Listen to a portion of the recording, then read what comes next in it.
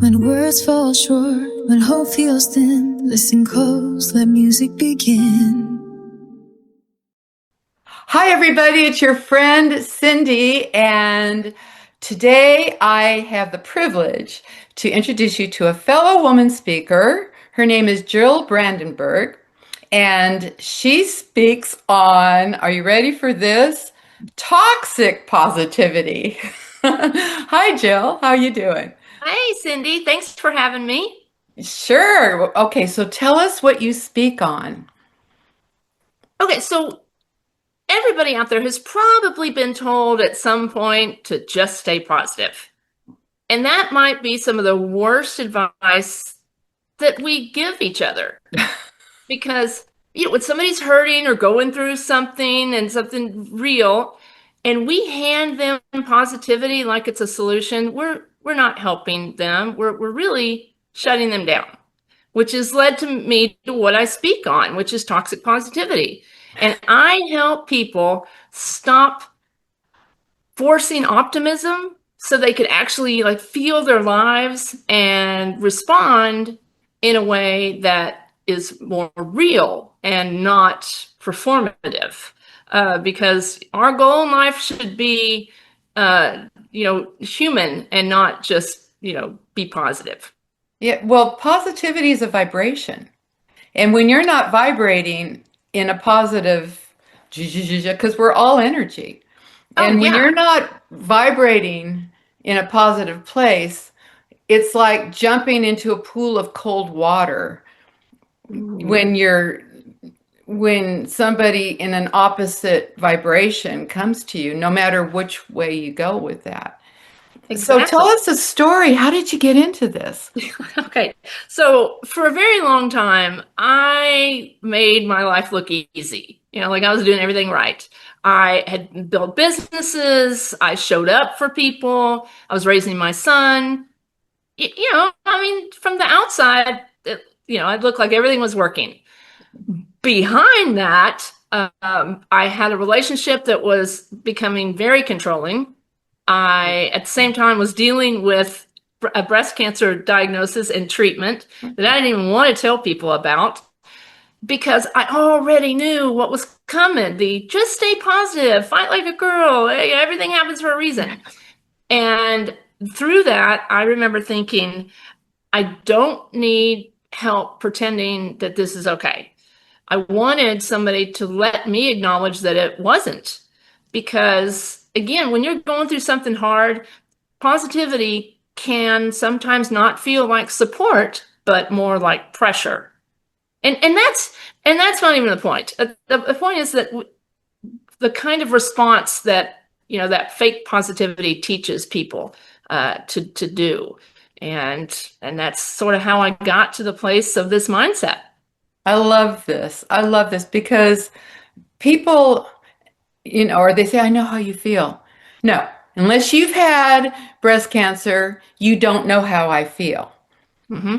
Exactly. Or I'll pray for you. Oh gosh, okay.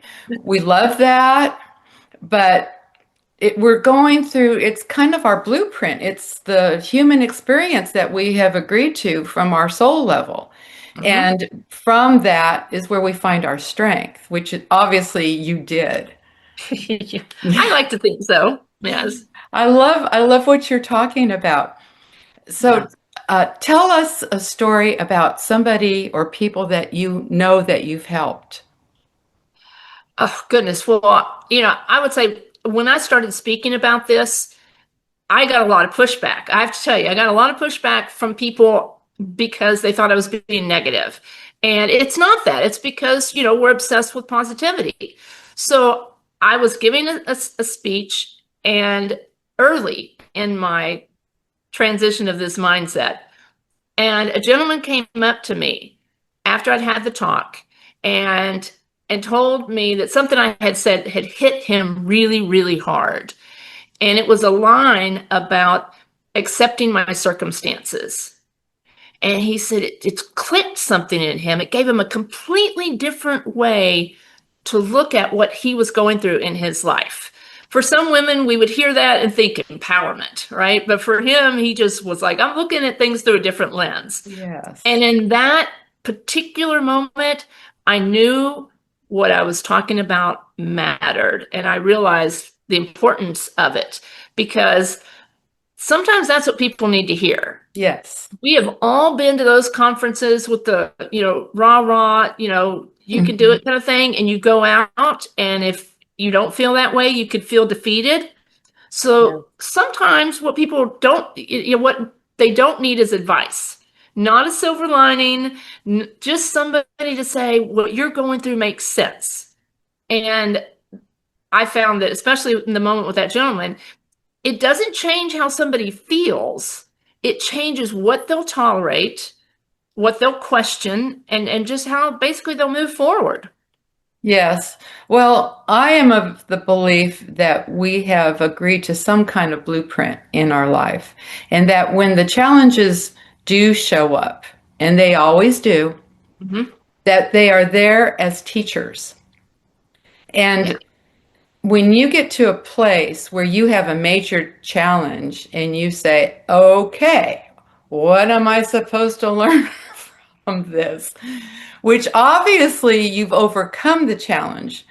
But while you're overcoming that challenge, and people, they don't know what to say. They mean well with, they 100%. mean well, but it's okay. It's part of our human experience, isn't it, Jill? To have the contrast. That's what we agreed to in this lifetime, is the contrast. And I love what you're doing. I love it, Thanks. because you're allowing people to feel what's real to them. Exactly. And and I say all the time, you don't have to be positive to be powerful. And when people start to understand that, I think everything shifts. Like you said, what we are going through in our lives, we can address that differently, in how we lead, how we communicate, how we show up for others. You made a good point. People don't know what to say. And that's one of the things I talk about when I speak, is say something different. The first thing is, don't apologize, unless, of course, it's your fault, and then, profusely. But don't say, I'm sorry. You didn't give me cancer. You didn't do this to me.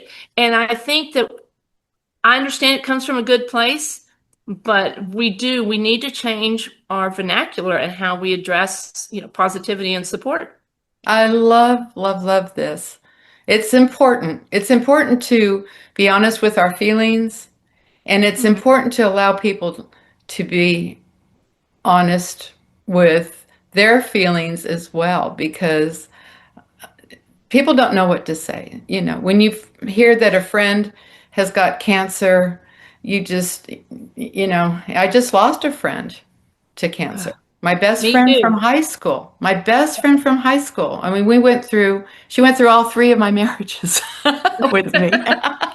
Wow, that's a friend right there. That's a friend, right? And we just lost her. And through her journey, I didn't know what to say. She said, I welcome prayers. And so you say, okay, I'm praying for you. But sometimes that hits like a bolt of lightning, that phrase, because But you know what? I mean, I'm a huge believer. Faith is very powerful, right? absolutely. But you really, my opinion is, faith is powerful, words matter, but you cannot just replace that and think that cosmically everything is going to work out.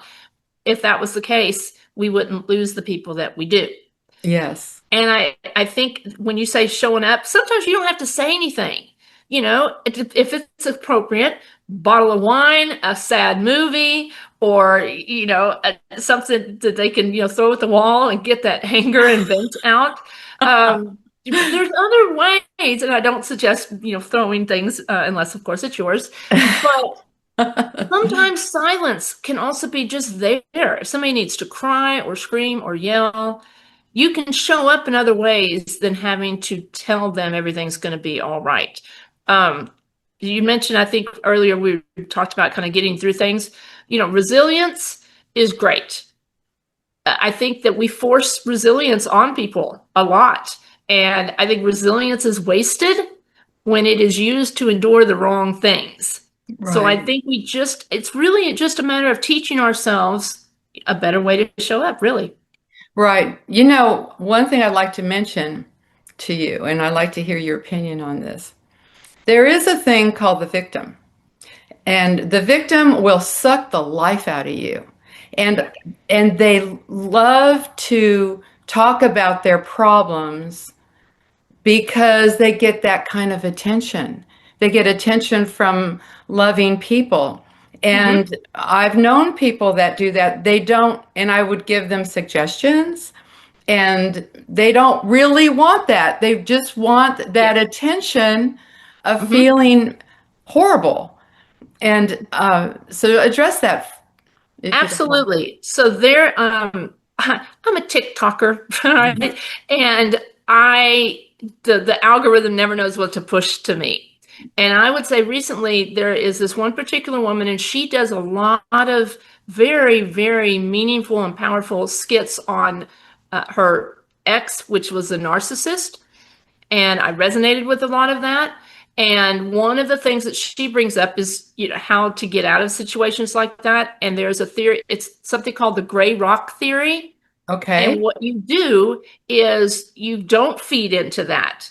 You Right. kind of just are like, you know, let me know how that works out for you. Yeah. Or that is your perspective, that is your feelings. And when they try to suck that energy out of you, you kind of have to just, it's not that you're not empathetic, but you cannot allow that, don't try to explain yourself to them. Oh, I'm just trying to tell you how to be that.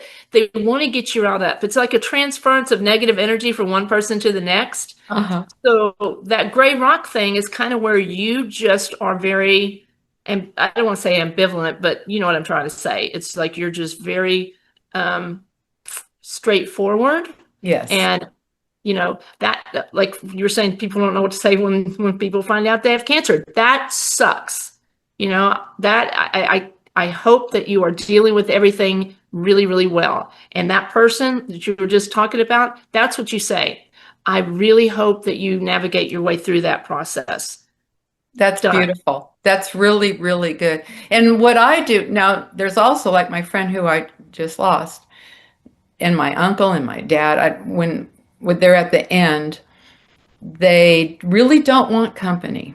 They really Mhm. don't want any of that. So what I would do, and you can do this with anybody, of course they wanted me around, but is Yeah. just send them a love text or a Hmm. love call. And that's what I do. I say, this is just a love call, letting you know that you're on my heart and I'm thinking about you. I think that's all that I think that's powerful in itself. Just, Yes, because a text is a great way because yeah, that does not put them in the position where they feel they need to respond. They yes, can just absorb it and take it and own it. Yeah. yes, I love that. Okay, so this is my favorite question to ask everyone. What song fires you up? Okay.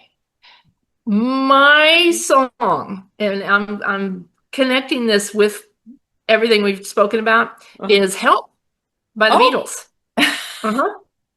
Because, I know the story of why John Lennon wrote it, and it oh, was during the height of Beatlemania.